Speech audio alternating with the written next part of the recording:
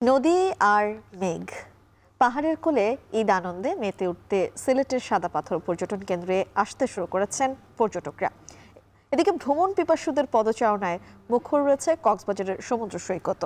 আসলে ভ্রমণ পিপাসু যারা রয়েছেন তারা এই ভ্রমণ বা দর্শনীয় স্থানগুলোতে যেতে অনেক বেশি পছন্দ করেন স্বাভাবিকভাবে।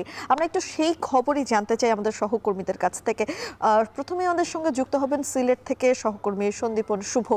শুভ, কেমন ভিড় দেখছেন সাদা পাথর এলাকায়? আমরা তো আসলে যেতে পারছি না, তবে আপনার কাছে যে দৃশ্য দেখতে পাচ্ছি আপনার মাধ্যমে, সেই দৃশ্য দেখে ইতোমধ্যে মনে হচ্ছে যে যারা দর্শনার্থীরা ছুটে গিয়েছেন তারা একদমই নদীকে, পাহাড়কে, মেঘকে ভালোবেসে এই ছুটিটা উপভোগ করতে সেখানে গিয়েছেন। আপনি একটু তাদের কথাগুলো বা তাদের অনুভূতির কথাগুলো আমাদেরকে জানাবেন।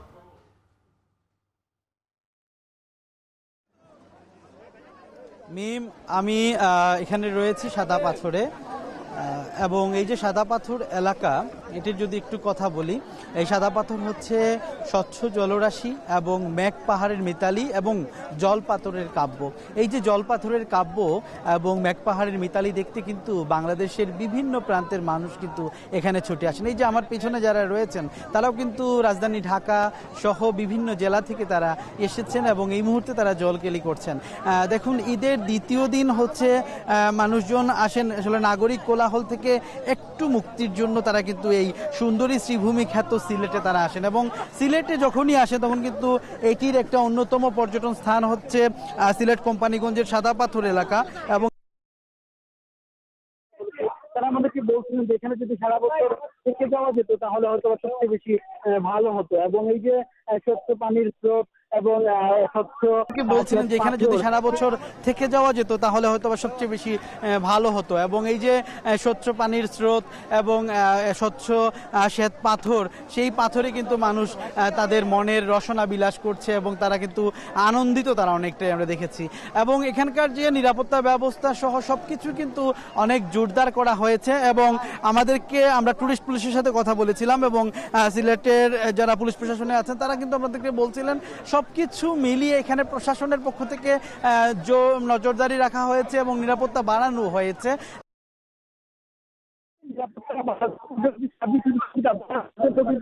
আরো বিভিন্ন ধরনের ব্যবস্থা নেওয়ার কথা বলেছেন মন্ত্রী সহ সরকার। সিলেট থেকে যুক্ত হয়েছিলেন সন্দীপন শুভ। আমরা কক্সবাজার সমুদ্র সৈকতের কথা বলছিলাম, সেখানে আছেন আমাদের সহকর্মী মোহাম্মদ মোর্শেদ। মোর্শেদ, পর্যটকদের ভিড় কেমন দেখছেন সমুদ্র সৈকতে?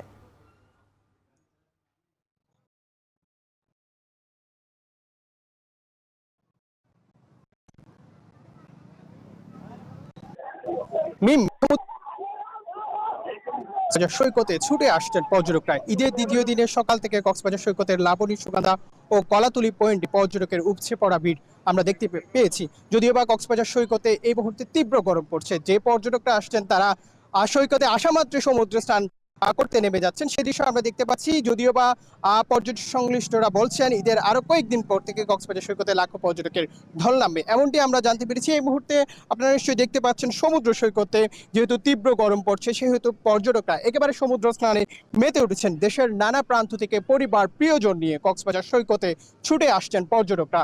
আমরা দেখতে পাচ্ছি সমুদ্রের নোনা জলে ঘা ভাসাচ্ছেন পর্যটকরা, পাশাপাশি এখানে যে বিনোদনমূলক ব্যবস্থা রয়েছে, জেট স্কি, ঘোড়া এবং পাশাপাশি যে বিনোদনমূলক ব্যবস্থাগুলো রয়েছে সেখানে পর্যটকরা নানা আনন্দমুখর সময় পার করছে, সেই দৃশ্য আমরা দেখছি। যদিও বা কক্সবাজার সৈকতে যেহেতু তীব্র গরম পড়ছে, কিন্তু পর্যটকরা বলছেন কক্সবাজার সৈকতে ঈদের দ্বিতীয় দিনে অনেকটা গরম, সেহেতু পর্যটকরা সমুদ্র স্নানে মেতে উঠেছেন, সেই দৃশ্য আমরা দেখতে পাচ্ছি। এবং পরিবার প্রিয়জন নিয়ে কক্সবাজার সৈকতে পর্যটকের ঢল। অন্যদিকে টুরিস্ট পুলিশ থেকে বলা হচ্ছে পর্যটকদের আগমনে সৈকতের বিভিন্ন পয়েন্টে নিরাপত্তার টহল জোরদার করা হয়েছে, সেই বিষয়টিও জানতে পেরেছি। পাশাপাশি জেলা প্রশাসন, টুরিস্ট পুলিশ এবং পর্যটন সংশ্লিষ্ট যে ব্যবসায়ীরা আছেন তারাও পর্যটকদের আগমনে সর্বোচ্চ নিরাপত্তা জোরদার করেছে, সেই বিষয়টি আমরা জানতে পেরেছি। এবং ঈদের আরো কয়েকদিন পর থেকে লাখো পর্যটকের সমাগম হবে, এমনটি জানাচ্ছেন পর্যটন সংশ্লিষ্ট ব্যবসায়ীরা। এই ছিল কক্সবাজার সমুদ্র সৈকত থেকে সর্বশেষ। কক্সবাজার সমুদ্র সৈকত থেকে সরাসরি যুক্ত হয়েছিলেন মোহাম্মদ মোর্শেদ।